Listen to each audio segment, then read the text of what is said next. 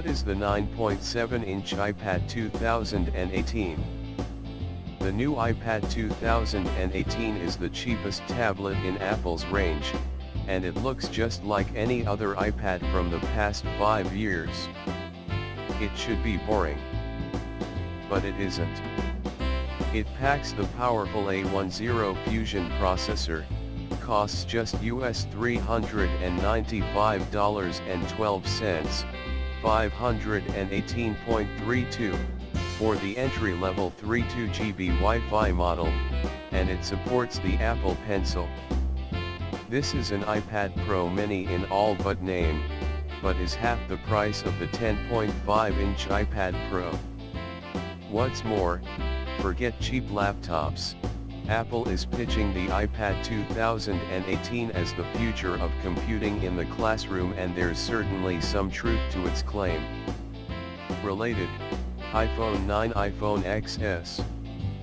The upgraded processor means you'll see a significant improvement over any iPad older than the iPad Air 2.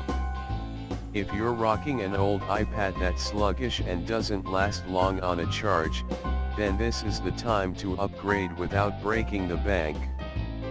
The new iPad is thin, light, and has a sharp, punchy 9.7-inch screen that's perfect for watching video in bed or on the go. Battery life is solid, offering between 10 and 11 hours of screen time. Playing games reduces this a little, while low-intensity tasks such as browsing the web and sending emails results in it lasting even longer. As a casual tablet, the new iPad is the best you can get for the price. As a full-on laptop replacement, things aren't quite so simple, but the iPad still makes a solid case for itself. Latest: DJI Smart Controller. DJI Smart Controller first look, quality control. iPhone 11 might not have 5G, but could get a massive Wi-Fi boost. A.P.O. RX17 Pro hands-on fingerprint sensor. A.P.O. phones will finally arrive in the UK this month. iPad 2018 design and screen. If you've seen an iPad at any point in the past few years, then the 2018 model won't surprise you at all. There's the solid metal chassis, a chunky bezel around the screen, and a proper home button with Touch ID. It's thin, light, and great to hold. The IPS 9.7-inch screen isn't quite on a par with the one on the iPad Pro, but it's still great for anything other than the most detailed of design or photo and video editing work. It isn't as rich in color as the OLED packing Samsung Galaxy Tab 3, but colors are accurate and dark levels decent for an LCD screen. The one downside is that it's quite reflective and smudges easily with finger marks.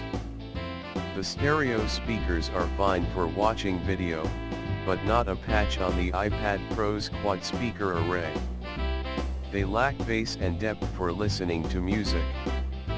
Data transfer and charging is handled via a Lightning port, and a 3.5mm headphone jack remains something that's disappeared from recent iPhones. The screen also not supports the pressure-sensitive Apple Pencil, giving you superb precision when drawing.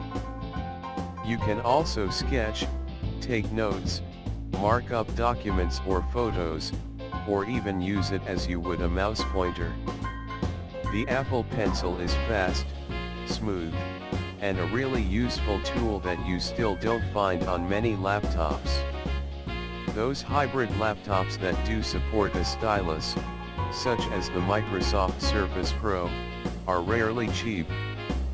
The only direct tablet competitor is the £500 Galaxy Tab S3, which comes with an S Pen stylus in the box. At £89, the Apple Pencil adds a heap of useful features to the new iPad whilst keeping the price well below Samsung's Tab. iPad 2018 iOS 11 software and multitasking. The iPad was hamstrung for years by iOS.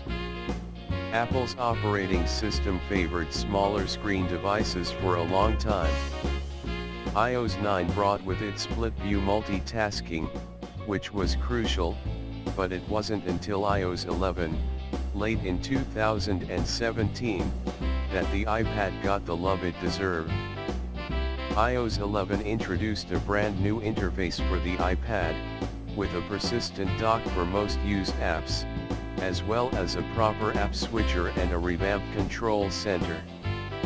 It also increased the pencil's functionality, so you can now write and draw inline in Mail and Notes. Even better, the iPad can now recognize your handwriting, so you can search your written notes for keywords. These are the changes that really make a difference to viewing the iPad as a true laptop replacement and productivity workhorse. Then there are Pages, Numbers, and Keynote. These are Apple's take on Microsoft Office, except they're free.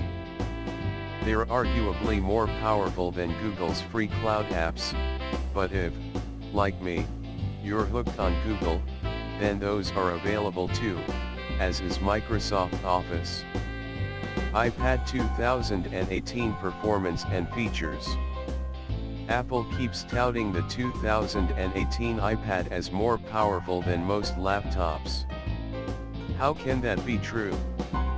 How can a device that weighs a few hundred grams and is just 7.5 millimeters thick compete with full-on laptops? Well, if you've spent almost £1,000 on a laptop recently, then you shouldn't worry, you haven't been mugged. It will be more powerful and be able to do more than the iPad. The truth is that it's very hard to compare performance between a laptop running Mac OS, Chrome, or Windows and an iPad. There are some benchmark tests, such as Geekbench 4, which work across platforms and give an indication of comparative performance. The iPad 2018 emerges looking great using the Geekbench yardstick, thanks to its A10 Fusion processor and 2GB of RAM powering the lighter operating system. Single-core performance is a particular highlight.